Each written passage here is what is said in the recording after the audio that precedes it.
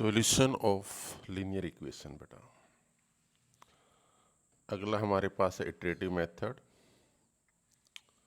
Iterative method start with an approximation solution and use this approximation solution in a recurrence formula to obtain the another approximation solution. By repeating applying the formula, a sequence of approximation solution is obtained which under suitable condition converges to a exact solutions. Now we shall discuss three iteratives method, namely Jacobi iterative method, Gauss-Seidel method and relaxation method. First question है हमारा बेटा, solve the following system of equations bye Jacobi method. 5x + 2y + z = 12, x + 4y + 2z = 15, x + 2y + 5z = 20. तो rewriting the given equations as follows, x = 1/5 common, bracket में क्या आ जाएगा 12 - 2y - का z, second वाले से y कॉमन ले ले, बाहर रखना है लेफ्ट हैंड साइड। तो क्या बना 1/4 कॉमन, 15 - x - का 2z, थर्ड वाले से z, तो क्या बना 1/5 बाहर, ब्रैकेट में हमारे पास क्या है 20 - x - का 2y। तो हम इसमें क्या करते हैं, let us take the initial approximation to the each unknown as 0, that is to say x की पावर में 0 सिर के ऊपर = 0, y की 0 = 0 और z के हमारे पास 0 = 0। तो फर्स्ट इटरेशन हम निकाल रहे हैं। तो x1 x की पावर पे 1, तो क्या आएगा इसमें हमारे पास 1 वाले में सारे 0 आएंगे बेटा। देखो x के ऊपर क्या था 1/5, 12 - 2y - का z, तो y और z के पावर पे 0 रख देना है। तो y की सिर के ऊपर 0 है तो किसके इक्वल दे रहा है वैल्यू, वो 0 के, और z की पावर पे 0 है तो किसके इक्वल दे रहा है 0 पे। तो यहाँ पे क्या बन गया सिर्फ 12/5, तो वो क्या हो गया 2.5।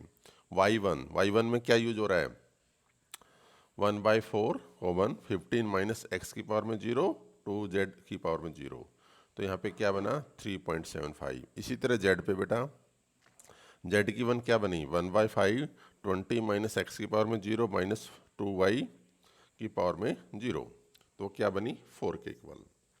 अब हमारे को x1, y1, z1 मिल गया बेटा। तो ये हम जब इटरेशन सेकंड निकालेंगे तो वहाँ पे तो क्या था इटरेशन 1 में तो x0, y0, z0 यूज हो रहा था, इसमें हमारे पास x1, y1, z1 और वो पहले वाले इटरेशन से हम उसकी वैल्यू उठा लेंगे। तो यहाँ पे x2 पे क्या आया 1/5, 12 - 2y1, z1, तो हमारे पास क्या आ गया ऊपर से वैल्यू उठा ली, 1/5 था ही, 12 भी था ब्रैकेट में, 2y1 की क्या वैल्यू आई थी 3.75 माइनस का 4, z1 पे वैल्यू हमारे पास 4 आई थी, तो यहाँ से हमारे पास 0.1 आई। y2 पे भी हमारे पास x1 और z1 की वैल्यू डाल दी, कैलकुलेट किया तो 1.15 आ रहा है बेटा। z2 पे हमारे पास कैलकुलेट किया x1 और y1 की यूजिंग फ्रॉम द इटरेशन 1, तो 2.02 आ रही बेटा। इसी तरह इटरेशन 3 निकाला, 4 निकाला, 5 निकाला, 6 निकाला, पिछले वाली इटरेशन की वैल्यू हम उसमें डालते रहेंगे। हम पहुंच गए बेटा इटरेशन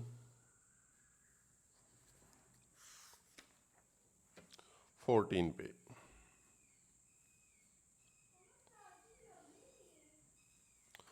तो यहाँ पे हमारे पास क्या है 14 पे हमारे पास वैल्यू आ रही है 0.994, 1.993 एंड 2.994।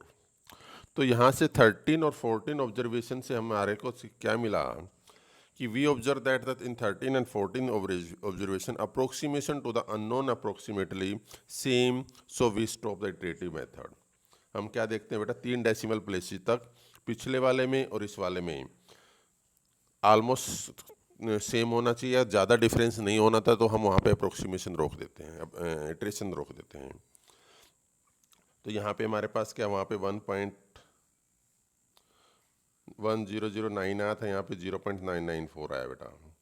तो यहाँ पे हमारे पास 2987 आया था, यहाँ पे 1993 आया, और वहाँ पे हमारे पास 3009 आया था, यहाँ पे 2.994 आया। तो यहाँ से वो क्या कहता है कि hence solution of the given system of equation x equal to 0.994, y equal to 1.993 and z equal to 2.994 हमारा आंसर बन गया।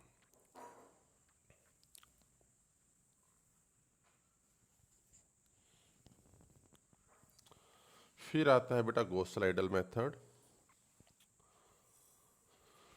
उसमें क्या होता है, जैसे x1 हमारे ये इक्वेशन दी हुई है 5x1 + 2x2 + x3 = 12, x1 + 4x2 + 2x3 = 15, x1 + 2x2 + 5x3 = 20। वही उसी फॉर्म में लिखा हमने। x1 = क्या बना, 1/5 कॉमन, ब्रैकेट के अंदर क्या है 12 - 2x2 - x3, x2 = 1/4, 15 - x1 - x3 and x3 = 1/5, 20 - x1 - 2x3। वही हम क्या करते हैं, let us take the initial approximation to the each unknown as 0, x1 की पावर में 0 = x2 की पावर में 0 = x3 की पावर में 0 = 0। लेकिन इटरेशन 1 में क्या था, उसमें तो क्या था x1 x at 0, y at 0, z at 0। Iteration 1 में सारे की वैल्यू 0 ली थी बेटा, और सभी में फर्स्ट में सभी 0 यूज़ की थी।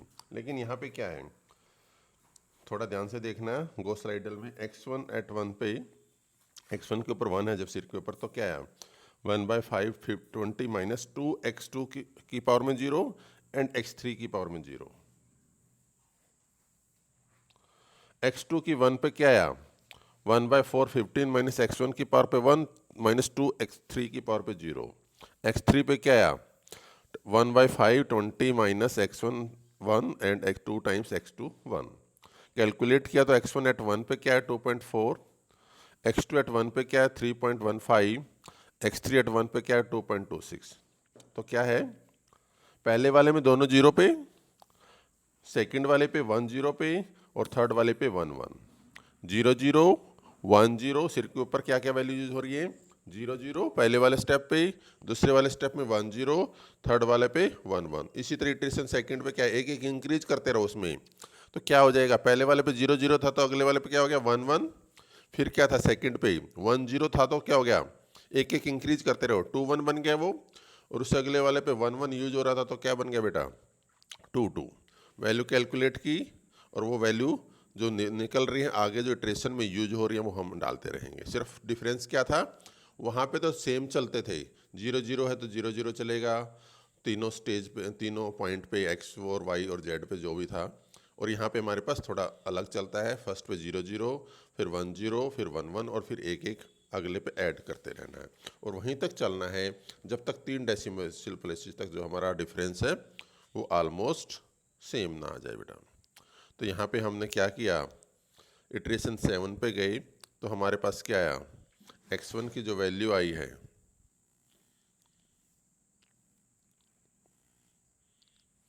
वो आई है 1.001, x2 पे क्या है 1.9999 एंड x3 पे क्या है 3.000। तो we observe that 6 and 7 iteration approximation to the unknown are approximately the same, so we stop the iterative method। तो x1 = 1 आया, x2 = 2 आया, और x3 = 3 आया। क्लियर। तो बेटा जो मेथड पूछे उसी के अकॉर्डिंग हमने उस मेथड को अप्लाई करके हमने x1, x2 और x3 की वैल्यू निकालना है।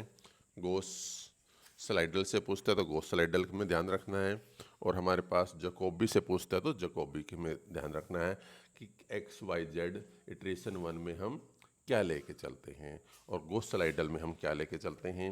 यही दोनों में डिफरेंस आपने याद करना है बेटा। ये 2 मेथड थे। रिलैक्सेशन मेथड है एक हमारा, वो अगली हम वीडियो में करेंगे। Thank you.